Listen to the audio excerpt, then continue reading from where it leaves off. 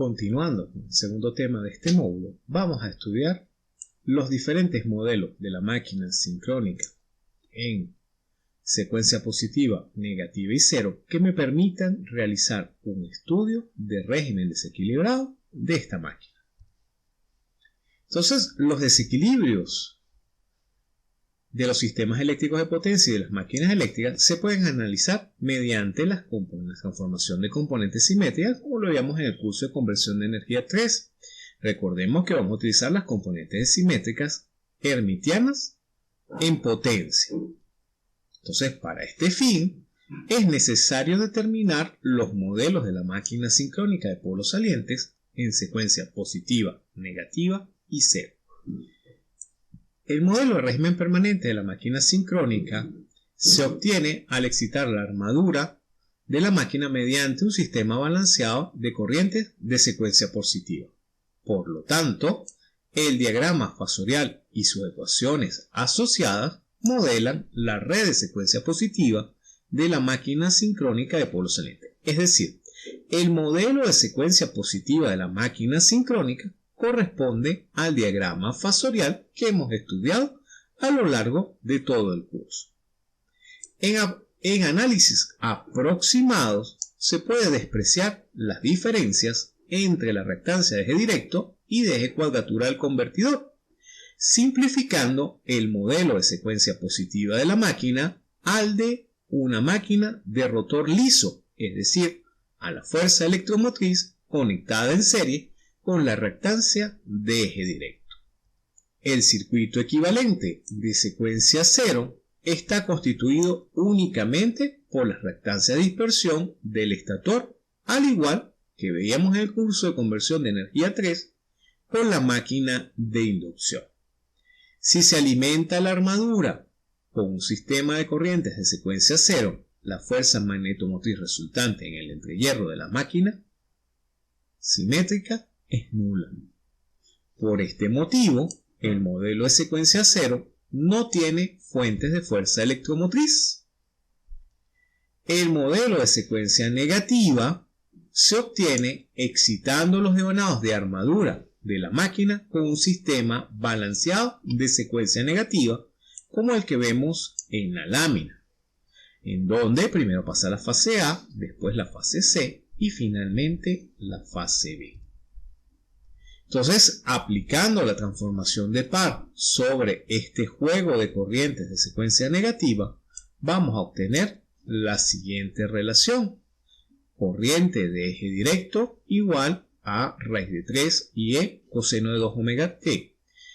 Corriente de eje cuadratura raíz de 3 y e menos seno de 2 omega t. Es decir, las corrientes inducidas en la armadura de la máquina cuando ésta se alimenta con un juego de corrientes de secuencia negativa corresponde al doble de la frecuencia eléctrica. Despreciando las resistencias de la bobina y reemplazando los resultados anteriores en las ecuaciones diferencial de la máquina, tanto en eje directo como en eje cuadratura, vamos a obtener las siguientes expresiones, al igual que en el eje de campo. Recuerden que todos se relacionan a través de los enlaces de flujo de eje directo, eje cuadratura y eje de campo. Es decir, tenemos una dependencia en armadura con el doble de la velocidad en el eje directo y en el eje cuadratura con el doble de la velocidad y la velocidad sincrónica debido a la fuerza electromotriz.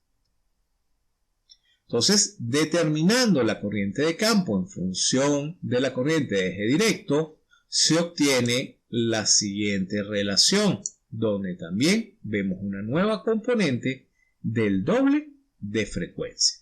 Entonces tenemos las ecuaciones de eje directo y de eje cuadratura que dependen en gran medida de este doble efecto de frecuencia.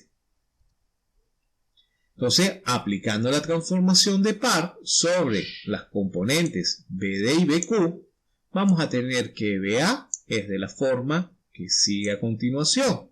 que tiene componentes de frecuencia fundamental del triple de frecuencia y una componente que se atenúa. Entonces, despreciando el término del triple de frecuencia de la expresión, es decir, este término que vemos a continuación, se obtiene que la impedancia de secuencia negativa es aproximadamente igual a xd' más xq sobre 2. Es decir, que en la máquina la podemos modelar como una impedancia que es el promedio o la semisuma entre la reactancia transitoria de eje directo y de eje cuadratura, entre 2. En término, o en la expresión anterior, el término dependiendo de la tensión de campo no aparece en la red de secuencia negativa porque la fuerza electromotriz es de secuencia positiva y se ha representado previamente en la red de secuencia positiva. Esto se traduce en que la red de secuencia negativa es una red pasiva cuya impedancia coincide con el valor que veíamos en la lámina anterior, es decir, xd' más xq sobre 2. Entonces, esto equivale a considerar que el rotor de la máquina se encuentra en cortocircuito cuando se excita el estator con un sistema trifásico balanceado de corrientes de secuencia negativa.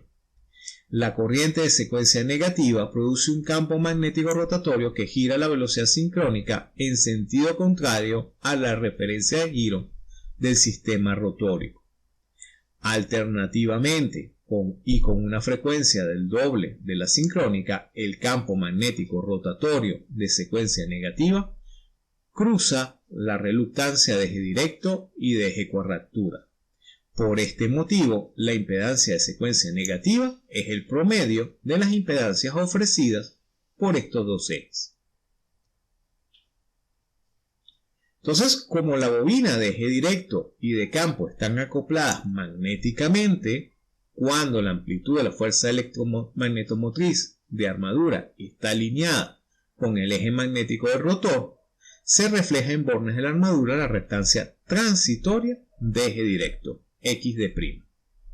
Si la máquina posee devanados amortiguadores, el eje directo y el eje de cuadratura se reflejan alternativamente en las reactancias subtransitorias.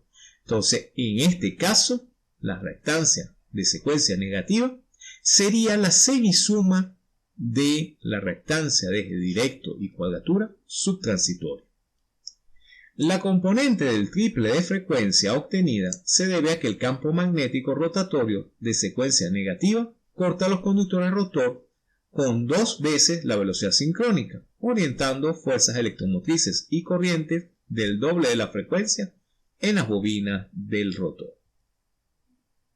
Entonces, estas corrientes, variando al doble de frecuencia sincrónica, producen un campo magnético rotatorio que, visto desde el estator, gira 3 veces la velocidad sincrónica. Esta componente es débil y no se considera normalmente en los estudios de cortocircuito desequilibrados clásicos o convencionales, es decir, vamos a despreciar este fenómeno. Si es necesaria una mayor precisión en el análisis, se utiliza el modelo transitorio completo, es decir, el conjunto de ecuaciones de Q0F, transformadas las condiciones de desequilibrio en coordenadas primitivas a coordenadas de Q0F, mediante la transformación de par, y se resuelve posteriormente el sistema de ecuaciones diferenciales con las condiciones de contorno impuestas. Es decir, tenemos dos maneras de analizar los desequilibrios. Utilizando componentes simétricas y usando los modelos de secuencia positiva, negativa y cero, donde el modelo de secuencia positiva coincide con el diagrama fasorial. El modelo de secuencia negativa es básicamente una impedancia que, dependiendo si tengo amortiguadores o no, es la semisuma de las reactancias subtransitorias de eje directo y cuadratura si tengo amortiguadores. Si no tengo amortiguadores, la reactancia de secuencia negativa es la semisuma de la reactancia transitoria de eje directo más la reactancia de eje cuadratura entre 2.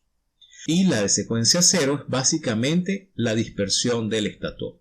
Otra manera de poder analizar el desequilibrio es transformando las condiciones en variable primitiva A, B, C a través de la transformación de par al mundo de Q0F y utilizando las ecuaciones completas de la máquina resolviendo las ecuaciones diferenciales. De esta manera podemos obtener un análisis más preciso del régimen desequilibrado. Entonces agradezco su atención y los invito al próximo tema donde hablaremos de estabilidad de la máquina sincrónica. Muchas gracias.